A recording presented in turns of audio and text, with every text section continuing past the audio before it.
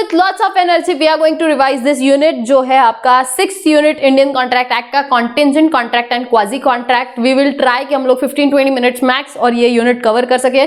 You expect 1 question in your exam, इस दोनों में से या तो कॉन्टिजेंट पे क्वेश्चन आता है या तो क्वाजी पे, दोनों में से एक इस पे क्वेश्चन पक्का आता है। ऐसा जरूरी नहीं कि लास्ट अटेम्प्ट में क्वाजी कॉन्ट्रैक्ट पे क्वेश्चन आया तो आपके अटेम्प्ट में कॉन्टिजेंट पे आएगा, ऐसा एक्सपेक्ट मत करना। इंस्टीट्यूट ने एक बार ऐसी बैंड बजाई है बच्चों की कि जो पिछला पेपर था उसी में से 25 मार्क्स का टोटल पूरा का पूरा वैसा ही सेम क्वेश्चन के साथ अगला जो अटेम्प्ट था उसमें सारे क्वेश्चन दे दिए, और बच्चों ने क्या किया था कि जो लास्ट अटेम्प्ट के क्वेश्चन है ये तो पूछेंगे नहीं करके कट कर दिया, और फिर वो क्वेश्चन पढ़े नहीं, पूरा 25 मार्क का पेपर उनको छोड़ना पड़ा था। तो ये हरकतें मत करना, सारी चीजें करनी है, इन दोनों में से कोई भी क्वेश्चन एग्जाम में आ सकता है। सो 1 by 1 पहले कॉन्टिजेंट कॉन्ट्रैक्ट, उसके बाद क्वाजी कॉन्ट्रैक्ट। कॉन्टिजेंट कॉन्ट्रैक्ट मतलब क्या लिखा हुआ है, कॉन्टिजेंट मतलब क्या, कॉन्टिजेंट कॉन्ट्रैक्ट यहाँ पर एक तो सबसे पहले तो उन्होंने कॉन्ट्रैक्ट डेफिनेशन में लिखा है contract to do something or not to do something if some event collateral to such contract does or does not happen। यानी कि क्या कि आप लोगों का एक कोई तो कॉन्ट्रैक्ट, जो भी आपका कॉन्ट्रैक्ट है वो ऐसे चीज पे डिपेंड है, वो चीज हो रही है या नहीं हो रही है, उस पे आपका ये जो कॉन्ट्रैक्ट है वो बेस्ड है। यानी कि आपका कॉन्ट्रैक्ट डिपेंडेंट है किसी और कॉन्ट्रैक्ट पे, उसे बोला जाता है कॉन्टिजेंट कॉन्ट्रैक्ट। इस कॉन्टिजेंट कॉन्ट्रैक्ट में टू डू समथिंग भी हो सकता है, नॉट टू डू समथिंग भी हो सकता है, मतलब पॉजिटिव भी हो सकता है, निगेटिव भी हो सकता है। A contract of insurance indemnity guarantee fall under this category, insurance indemnity guarantee. अब ये इसमें से इंडेमनिटी एंड गारंटी पे बहुत डिटेल में डिस्कशन मैंने, भले ही आप फाउंडेशन के स्टूडेंट है लेकिन उसके बाद भी किया था आप लोगों से कि क्या होता है indemnity contract and guarantee contract. Short में आप लोगों को अभी आई होप सो कि याद आ गया होगा कि तब क्या क्या चीजें सिखाई थी। तो सबसे पहले तो कॉन्टिजेंट मतलब क्या होता है, जैसे आप लोग जो आपके बुक्स ऑफ अकाउंट्स में कॉन्टिजेंट दिखाते हो, कॉन्टिजेंट लायबिलिटीज वगैरह करके दिखाते हो, तो यूजुअली वो आप लोग नोट्स टू अकाउंट्स में दिखाते हो, बैलेंस शीट में नहीं होता है वो। तो जो नोट्स टू अकाउंट्स में होता है वो ऐसी चीज है कि कुछ हुआ तो मे बी आपकी लायबिलिटी आएगी, या कुछ हुआ तो आपके पास वो एसेट आएगी, तो ये डिपेंड रहता है कोई ना कोई इवेंट पे। That is nothing but contingent contract. तो इसमें सबसे पहला तो यहाँ पर ये समझना है कि आपको जो आपका कॉन्ट्रैक्ट है वो कॉन्टिजेंसी पे डिपेंड है, कोई दूसरे कॉन्ट्रैक्ट पे डिपेंडेंट है। इस कॉन्ट्रैक्ट में चीजें होना या ना होना, इसके बेस्ड आपका ये दूसरा कॉन्ट्रैक्ट डिपेंड होता है। तो कोलैटरल का सबसे पहले तो मतलब क्या समझना है आपको, डिफाइंड कोलैटरल इवेंट। ये जो पॉलॉक एंड मुल्ला ने जो डिफाइन किया है collateral event as an event which is neither the performance directly promised as a part of the contract nor the whole of the consideration for the promise. इसका मतलब है जैसे फॉर एग्जाम्पल मैंने आपसे कहा कि ये जो 20 माले की जो बिल्डिंग है उस पे से अगर अज्यूम करना है, सिर्फ एग्जाम्पल है, कुछ बोला नहीं है मैंने, ऐसा अज्यूम कि आपको XYZ पर्सन ने बोला है कि उस माले की 20th फ्लोर से अगर आप नीचे गिरते हो या नीचे आप जंप करते हो तो आपको 20 लाख रुपए दिए जाएंगे। अब ये जो है ये डायरेक्ट कॉन्ट्रैक्ट है टू डू समथिंग और उसके बदले में आपको कंसिडरेशन मिलेगा, ये कॉन्टिजेंट कॉन्ट्रैक्ट नहीं होता है। लेकिन वही अगर आपको कोई बोलता है कि अगर ऐसा होता है कि आप लोग आपके CA एग्जामिनेशन में पास हो गए तो फिर आपके घर वाले कभी कभी आपको बोलते हैं कि आपको बाइक देंगे, तो आपका CA एग्जामिनेशन ये एक इवेंट है जिसपे आपका दूसरा जो भी मतलब कॉन्ट्रैक्ट है वो बेस्ड है या डिपेंडेंट है। तो आप पास भी हो सकते हैं, नहीं भी हो सकते, उसमें बहुत सारी सर्टेनिटी, मतलब वो बहुत सारे क्या बोल सकते हो आप, बहुत सारे सर्कमस्टेंसेस इन्वॉल्व है क्या कि आपका पेपर कैसे आएगा, उस दिन क्या होगा, बहुत सारी चीजें इन्वॉल्व है। वो आप एग्जैक्टली नहीं बता सकते कि आप पास होंगे या नहीं होंगे। तो ये एक इवेंट पे जब आपका कोई कॉन्ट्रैक्ट डिपेंडेंट हो जाता है उसको बोला जाता है कॉन्टिजेंसी। ये आप पहले तो ये समझ लो। दूसरी बात, आपका ये जो भी कोलैटरल का मतलब होता है कि जो इवेंट होता है वो ना ही परफॉर्मेंस से रिलेटेड है आपका और ना ही आपका पूरा कंसिडरेशन है, ये कोलैटरल का मतलब हुआ। अब इसेंशियल्स क्या क्या है, सबसे पहला the performance of a contingent contract would depend upon the happening और non happening of certain events. जैसे कि अगर कोई घर को आग लगती है तो इंश्योरेंस कंपनी बोलती है कि आपको हम लोग ये इतने अमाउंट का क्लेम देंगे, या किसी पर्सन की डेथ होती है तो हम आपको ये पॉलिसी का जो भी प्रीमियम सम अश्योर्ड अमाउंट है वो देंगे, मैच्योरिटी श्योरिटी अमाउंट है वो देंगे, या ऐसा जो भी उन्होंने अमाउंट बोला होता है 10 करोड़ या व्हाटएवर जो भी उन्होंने आपने जो भी पॉलिसी जितने भी सम अश्योर्ड का लिया होगा वो आपको मिलेगा। तो आपका जो ये जो इंश्योरेंस कॉन्ट्रैक्ट है वो किसी इवेंट पे डिपेंड है जो होगा या तो नहीं होगा, या कोई बारिश आती है, आप लोग में भी कभी बेट करते होंगे कि यार बारिश आ रही है तो अगर आज बारिश आई तो मैं तुझे पैसे दूंगा, अगर नहीं आती है तो तू मुझे पैसे देना। तो व्हाटएवर ये सारी चीजें क्या है, ये सारी चीजें कॉन्टिंजेंट है, कोई ना कोई इवेंट हैपनिंग या फिर नॉन हैपनिंग पे डिपेंडेंट होती है। एंड ये जो भी होती है ये इवेंट सारे कोलैटरल होते हैं to the main contract. The contingent event should not be at a mere will of the promisor, मतलब क्या, मेरी इच्छा, मतलब जो ऐसी चीजें नहीं होनी चाहिए जिसकी सर्टेनिटी है, जो पता ही है कि जो होना है, तो ये मेरी इच्छा है कि ये चीजें होनी चाहिए, तो ये चीजें में भी पॉसिबल है कि हो, तो ऐसे चीजों को आप कॉन्टिंजेंट नहीं बोल सकते क्योंकि आपको पता है कि वो चीजें होंगी। तो कल जाके मे बी कल आप जाके शॉपिंग करोगे तो ये मे बी आपको पता ही है कि कल जाके आप शॉपिंग करोगे, तो ये आपका कॉन्टिंजेंट नहीं हो सकता। तो सिर्फ mere will of the promisor ये नहीं होना चाहिए। And the event should be uncertain. Uncertain मतलब क्या, जहां पर सर्टेनिटी बिल्कुल भी नहीं है, आपको पता ही नहीं है कुछ भी। उसके बाद कुछ रूल्स है अगेन जो आप लोगों ने डेफिनेशन के या जो फीचर्स कैरेक्टरिस्टिक्स में जो चीजें देखी उन्हीं को रिपीट किया हुआ है। सबसे पहला एक तो enforcement of contract contingent on the happening of the event, इधर लिखा है not happening of the event. Happening मतलब क्या, यहाँ पर एग्जाम्पल अच्छा दिया हुआ है, A contract to B to pay a sum of money when B marriage to C.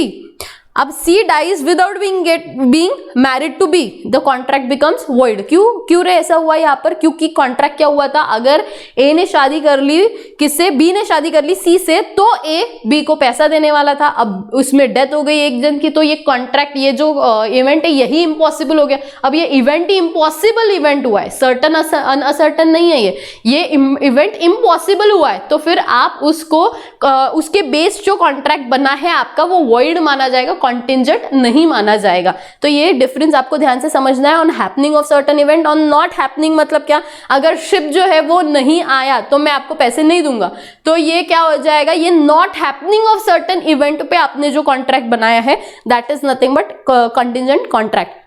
A contract would cease to be enforceable if it is contingent upon the conduct of a living person when that living person does something to make the event or the conduct as impossible happening। मतलब क्या यहाँ पर क्या हुआ है, A agrees to pay to B a sum of money if B marries to C। B और C का Mary होने वाला है, ये दोनों मैरी होने वाले हैं। C marries to D, अब C ने क्या कर दिया, C ने D से शादी कर ली है। अब यहाँ पर ऑब्वियस सी बात है, हिंदू लॉ के अकॉर्डिंगली तो आप एक ही शादी कर सकते हो। अब C ने अगर D से शादी कर ली तो ये इवेंट जो है वो इम्पॉसिबल हो गया। बट ये इवेंट किसकी वजह से इम्पॉसिबल हुआ, because of the conduct of the living person. Living person से रिलेटेड है, तो लिविंग पर्सन के कंडक्ट की वजह से जो है वो इवेंट इम्पॉसिबल हो गया।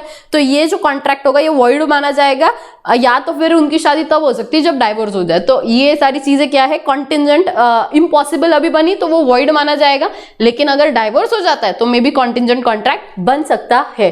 अब उसके आगे ये इसी का एक केस लॉ था फ्रॉस्ट वर्सेस नाइट का, इसमें पापा की डेथ हो जाती है, ये मैंने डिटेल में समझाया था कि पापा की डेथ हो जाती है तो फिर वो जो पैसा है वो देना पड़ेगा या नहीं देना पड़ेगा, ये सारी चीजें इसमें थी।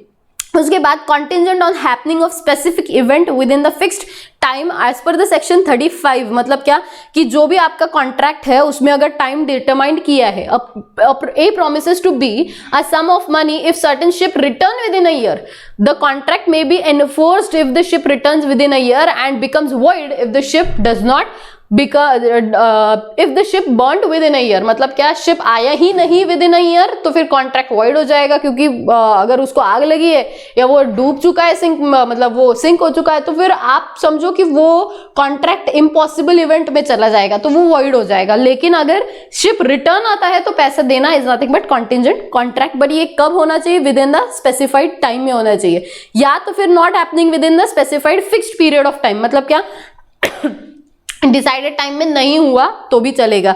Contingent upon the impossible event, impossible event अगर है तो वॉइड माना जाता है, ये क्लियरली बताया हुआ है। इसके बाद आता है contingent contract and wagering agreement या वेजरिंग कॉन्ट्रैक्ट का difference. Actually the word should be wagering agreement, but ठीक है कॉन्ट्रैक्ट लिखा हुआ है उन्होंने। द कंटिंजेंट कॉन्ट्रैक्ट मतलब क्या, टू डू समथिंग और नॉट टू डू समथिंग, जो डिपेंड रहेगा ऑन हैपनिंग और not happening of certain event पे। लेकिन जो वेजरिंग एग्रीमेंट होता है ये स्पेसिफिकली रिलेटेड टू द मनीज, या फिर मनी या तो मनीज वर्थ से रिलेटेड होता है, भले ही इवेंट अनसर्टन है लेकिन ये मनी या फिर मनीज वर्थ से रिलेटेड होता है और ये डायरेक्ट होता है। यहाँ पर कोलैटरल नहीं होता, जैसे यहाँ पर लिखा है शायद, यस ये वाले पॉइंट में लिखा है the contingent contract the event is collateral, in wagering agreement the uncertain event is itself a core factor. यहाँ पर जो कॉन्ट्रैक्ट हुआ है, जो बेटिंग हुआ है, वही मेन कोर है वहां पर। लेकिन कंटिंजेंट कॉन्ट्रैक्ट में कोलैटरल होता है चीजें, कोलैटरल कोई इवेंट होता है उस पर डिपेंडेंट होता है, तो ये डिफरेंस बहुत इंपॉर्टेंट है यहाँ पर। कंटिंजेंट कॉन्ट्रैक्ट में not contain a reciprocal promise, but wagering agreement में रेसिप्रोकल प्रॉमिस होते हैं। कंटिंजेंट कॉन्ट्रैक्ट में not be a wagering in nature, but every wagering agreement is contingent. ये ध्यान से समझना, ये 12th स्टैंडर्ड के जैसा है आपके। The contracting parties have the interest in the subject matter in the contingent contract. यहाँ पर सब्जेक्ट मैटर में जो है वो इंटरेस्ट नहीं होता है, उसे बस पैसे जीतने में, मतलब जैसे घोड़े पे बैट लगा रहे हो तो घोड़े में इंटरेस्ट नहीं है आपको, बस आपके पैसे में इंटरेस्ट है, वो होता है आपका वेजरिंग एग्रीमेंट। लेकिन कंटिंजेंट में क्या होता है, अगर आपके घर को आग लगी है तो आपका घर में वो इंटरेस्ट है, तब जाके आपको वो पैसा मिलना है। तो there is difference between these two terms. Effect of collateral, ये वैलिड है, ये वॉइड है। यहाँ पर contingent contract is not based on the doctrine of mutuality of lose and gain. यहाँ पर लूजिंग एंड गेन इक्वल होता है, मतलब यहाँ पर जो है ये ऐसा नहीं कि कोई जीतेगा या हारेगा इसके लिए कॉन्ट्रैक्ट किया जाता है। लेकिन जो वेजरिंग एग्रीमेंट होता है वो हार जीत के पर्पज से ही किया जाता है, अगर एक जीतता है तो दूसरा हारना ही है।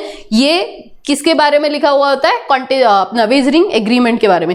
नेक्स्ट आता है क्वाजी कॉन्ट्रैक्ट। कंटिंजेंट तो हो गया, अब आता है quasi contract. Quasi contract is nothing but कि एक ऐसा कॉन्ट्रैक्ट जो आपने बनाया नहीं है लेकिन लॉ ने आप पे इम्पोज्ड किया है।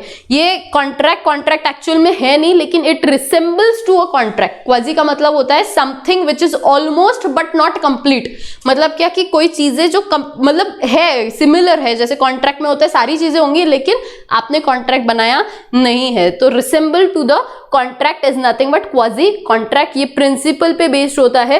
एंड इसमें क्या क्या चीजें इंपॉर्टेंट है वो समझो। इसमें सबसे पहली चीज तो ये है, इसका मतलब कि आप यू कैन नॉट एनरिच, इसका जो मेन कोर है वो ये है कि you can not enrich yourself at the cost of others. यानी कि आप लोगों ने अज्यूम करते, फॉर एग्जाम्पल मैं अगर मेरा लैपटॉप आपके घर पे भूल चुकी हूं, अब आप लोगों के ऊपर ये रिस्पॉन्सिबिलिटी है, मेरे और आपके बीच में एक इम्प्लाइड कॉन्ट्रैक्ट हुआ है that you should return this laptop. अगर आप ये रिटर्न नहीं कर रहे तो ये हमारे बीच में, मतलब आप ये बोलोगे कि नहीं हमारे बीच में कहाँ कॉन्ट्रैक्ट हुआ था, नहीं, हमारे बीच में ऑलरेडी क्वाजी कॉन्ट्रैक्ट हो चुका है। लॉ ने इम्पोज कर दिया आप पे रिस्पॉन्सिबिलिटी कि आपने इस लैपटॉप को रिटर्न करना है। आप ये नहीं बोल सकते कि यू कैन एनरिच योरसेल्फ, आप यूज कर लो, आप कुछ भी मतलब ये लैपटॉप का पूरा इस्तेमाल कर लो और चलेगा, ऐसा नहीं होगा। या फिर जैसे फॉर एग्जाम्पल गलती से चलो मान लो कि आपके घर पे पिज्जा की डिलीवरी हो जाती है, अब पिज्जा जो है वो आपके घर पे आ चुका है और जबकि आपने ऑर्डर नहीं किया है और आप वो पिज्जा खा भी लेते हो, तो ऑब्वियस सी बात है आपको पैसा देना मैंडेटरी है। ऐसा नहीं कि मैंने ऑर्डर नहीं किया था, अब उसने दिया तो मैंने खा लिया, ऐसा आप नहीं बोल सकते। That is nothing but quasi contract. Quasi contract में you can not enrich yourself at the cost of others. तो यहाँ पर एक These relations are called as quasi-contractual obligations भी बोला जाता है, but in India it is also called as certain relations which are resembling to those of the creation of contract. अब यहाँ पर कुछ उन्होंने features लिखे हैं। In the first place, such right मतलब you cannot enrich yourself at the cost of others वाला जो right है is always a right of money and generally though not always a liquidated sum of money। मतलब क्या, kind में भी हो सकता है एंड मनीज वर्थ के लिए भी हो सकता है। जैसे वॉलेट भूल गए, उसके पैसे आपके नहीं है, आपको वो वॉलेट के साथ पैसे भी वापस करने पड़ेंगे। Secondly, it does not arise from any agreement between the parties which is imposed by the law. कोई एग्रीमेंट नहीं किया है, ये लॉ ने ही इम्पोज कर दिया है। Thirdly, the right available not against the whole of the world, ये बहुत इंपॉर्टेंट है, against whole of the world but against the person to whom the only against the person जिसके साथ ये कॉन्ट्रैक्ट अपने आप बना है। मतलब आपको राइट नहीं मिल जाता कि आप पूरे वर्ल्ड के अगेंस्ट आपके कोई भी राइट्स जो आपको मिले हैं वो एक्सरसाइज करो। आप सिर्फ उस पर्सन के अगेंस्ट कर सकते हो जिसके साथ क्वाजी कॉन्ट्रैक्ट हो चुका है या इम्पोज किया है लॉ ने क्वाजी कॉन्ट्रैक्ट। सो कौन से ऐसे केसेस है, ये बहुत इंपॉर्टेंट है, सेक्शन 68, 69, 70, 71, 72, इसमें से एक हाथ क्वेश्चन आ सकता है एग्जाम में कि कौन से ऐसे सिचुएशन है जहां पर क्वाजी कॉन्ट्रैक्ट ऑलरेडी है। सबसे पहला है claims for the necessary supplied under section 68, यानी कि ये जो है ये आपको माइनर जो है उसके साथ रीड करना है। हमने माइनर पढ़ते टाइम पे भी as per Indian contract act ये लिखा गया था कि अगर कोई भी माइनर को बेसिक नेसेसिटी सप्लाई करा है तो इसका मतलब वो जो भी माइनर है उसकी प्रॉपर्टी से जो भी पर्सन है जिसने ये नेसेसरी सप्लाई करे है उसको वो पैसा वापस करना पड़ेगा। तो ये क्वाजी कॉन्ट्रैक्ट है, भले ही जो माइनर होता है वो इनकैपेसिटी रखता है to enter into a contract. So सबसे पहला क्लेम फॉर नेसेसरी सप्लाइड। दूसरा है payment for by an interested person. Payment by an interested person is nothing but जैसे फॉर एग्जाम्पल कि मैंने आपको 10 लाख रुपए देने थे। अब क्या हो गया इस सिचुएशन में, यहाँ पर देखो, यहाँ पर payment by an interested person, ये बहुत ही एक क्या बोल सकते हो बहुत बार पूछा जाने वाला क्वेश्चन है। तो ध्यान से पढ़ते हैं कि क्या क्या चीजें लिखी हुई है। क्या एग्जाम्पल दिया है कि बी, ये जमींदार वगैरह, आई होप यू अंडरस्टैंड, ये सारा रेफरेंस यहाँ पर आएगा। B holds the land in Bengal on lease granted by A the zamindar, the revenue payable by A to the government. मतलब क्या हुआ, इन शॉर्ट एक पर्सन है बी जिसने लैंड होल्ड किया है ऑन बिहाफ ऑफ ए। अब ये जो ए है ये जमींदार है, आपको पता होगा, तो जो जमीन होती है उसका प्रॉपर्टी टैक्स आपको देना पड़ता है टू द गवर्नमेंट। अब ए जो है वो प्रॉपर्टी टैक्स नहीं दे रहा है, तो बी ने ए के बिहाफ पे प्रॉपर्टी टैक्स किसको दे दिया, गवर्नमेंट को दे दिया। Now it is the quasi contract between A and B कि ए ने कंपलसरी बी को वो पैसा रिटर्न करना है। ऐसा नहीं कि you can enrich yourself at the cost of others. So payment जो भी पर्सन ने किया है उसे आपको वापस देना पड़ेगा। तीसरा आता है obligation of a person enjoying the benefits of the non gratuitous act. ये बहुत इंपॉर्टेंट है, ये 3 कंडीशन फुलफिल होना बहुत इंपॉर्टेंट है कि जो ये प्रूफ करना जरूरी है। कौन कौन सी चीजें, सबसे पहला that he had done an act and deliver the thing lawfully. मतलब क्या कि कोई अगर ऐसा है कि एज पर सेक्शन 70 की जिसको लॉफुली चीजें मिली है, तो फिर अब ऐसा है कि ये नॉन ग्रेचुइटियस एक्ट के थ्रू दिया हुआ मतलब है कि जैसे पहले तो एक तो उसने लॉफुली दिया, दूसरा उसने ये सारी चीजें ग्रेचुइटियसली नहीं करी, मतलब वॉलंटरी नहीं करा है। उसके बदले में उसको कोई ना कोई, या तो आपने कोई जो रिवॉर्ड अनाउंस किया हुआ होना चाहिए, and the other person enjoy the benefit of it. मतलब क्या कि जैसे फॉर एग्जाम्पल आपका कोई कुत्ता खो गया और कुत्ता खोने की वजह से आपने ये डिक्लेयर किया है कि अगर कोई मेरे कुत्ते को, पेट को ढूंढ के लेके आता है तो फिर ये मेरे डॉगी के ढूंढ के लेने के लिए जो भी पैसा दिया जाएगा वो होगा अप्रोक्सीमेटली 1 लाख रुपीज दिया जाएगा, ऐसा अज्यूम किया जाएगा। अब डॉगी के बदले में 1 लाख रुपीज ऑलरेडी डिक्लेयर हुआ है। अब ध्यान से समझो, यहाँ पर अब कोई डॉगी को ढूंढ के लेके आता है तो वो वॉलंटरी तो नहीं लेके आ रहा है, वो ऑब्वियस सी बात है ये वॉलंटरी नहीं कर रहा है। दूसरी चीज उसने लॉफुली आपको रिटर्न किया है, तीसरी चीज आपने उस चीज का बेनिफिट लिया है, एंजॉय किया है। तो ये तीनों चीजें अगर प्रूव हो जाती है तो ऑब्वियस सी बात है यहाँ पर क्वाजी कॉन्ट्रैक्ट है, आपको उसको रिटर्न में जो है वो पैसा देना पड़ेगा। इसका एक केस लॉ भी हुआ था। उसके बाद जो नेक्स्ट बहुत इंपॉर्टेंट है, responsibility of the finder of the goods. मतलब क्या कि कभी कभी ऐसा होता है कि आपके गुड्स खो चुके हैं, तो अगर किसी पर्सन को वो गुड्स मिलते हैं तो वो पर्सन बेली के कैपेसिटी में जाता है, बाइली नहीं, बेली के कैपेसिटी में जाता है। बेली के कैपेसिटी में मतलब क्या होता है कि he should treat the goods as good as कि वो खुद के गुड्स है, that is nothing but bailee के कैपेसिटी में जाना। तो जो भी फाइंडर होता है उसने क्या क्या करना चाहिए, सबसे पहला to take care of the property as a man of ordinary prudence. मतलब जैसे वो खुद का प्रॉपर्टी है वैसे ही उस प्रॉपर्टी को संभाले। दूसरा, he do not have any rights to appropriate the goods. Appropriate the goods मतलब क्या कि गुड्स के साथ छेड़खानी नहीं करना है। कि जैसे फॉर एग्जाम्पल वॉलेट में थे 5,000 रुपए, आपने 4,000 रुपए रखे, 1,000 रुपए निकाल के ले लिया, ऐसा नहीं चलेगा। अप्रोप्रिएशन किसी भी तरीके से नहीं करना है। And restore the goods to the owner of the goods. Owner जो भी है, आपने उसको जब भी वो मिला तब अपने उसको वो सारी की सारी, मतलब जैसे गुड्स थे वैसे ही वैसे वापस करे हैं। तो ये सारी चीजें जो है, this is nothing but finder of the goods. इसमें जब आप लोग अगले एंटर लेवल पे जब बेली के कॉन्ट्रैक्ट के बारे में समझोगे, पूरा जब कॉन्ट्रैक्ट सीखोगे, उस टाइम पे इसके रिलेटेड काफी अदर प्रोविजंस भी है जो अच्छे इंक्लूड किए हैं। आपके सिलेबस में नहीं है बट मैंने आपको थोड़ा सा रेफरेंस दिया था पढ़ाते टाइम पे, आई होप यू रिमेंबर। तो जब भी फाइंडर ऑफ द गुड्स होता है ये तीनों कंडीशंस देखी जाएगी, एंड अगर ये तीनों कंडीशंस है तो इन 3 कंडीशंस में कंपलसरी क्या होगा, क्वाजी कॉन्ट्रैक्ट क्रिएट होगा। अब इसमें एक केस लॉ हुआ था, ये बहुत इंपॉर्टेंट केस लॉ है, डायमंड का केस लॉ था, अगर आपको याद होगा तो किस एक का डायमंड था, H pick the diamond on the F floors F shop and handed over to F. मतलब क्या हुआ था, डायमंड मिला कौन है, एच को मिला है, फाइंडर ऑफ द गुड्स कौन है, एच है, एंड वो किसके फ्लोर पे मिला है, ये एफ का फ्लोर है, इस एफ के फ्लोर पे उसको वो मिला है diamond, finder of the goods कौन है, एच है। अब हुआ ये कि ये जो फाइंडर ऑफ द गुड्स है, एफ जो है, एफ को उसने दी है, फाइंडर ऑफ द गुड्स ने एफ को वो डायमंड दिया कि अगर कोई आता है तो आप रिटर्न कर देना। अब एफ ने वेट किया, कोई आया नहीं है, तो इन दैट सिचुएशन एच को जो है वो गुड्स वापस देने पड़ेंगे। एफ जो है अपने पास वो गुड्स नहीं रख सकता, एफ जो है वो रिटर्न करेगा एच को, क्यों, क्योंकि उसने ट्राई किया है ट्रू ओनर को फाइंड करने का, अगर वो नहीं मिलता है तो जो फाइंडर ऑफ द ओनर मतलब फाइंडर ऑफ द गुड्स होता है उसके पास जो है वो गुड्स रहेंगे।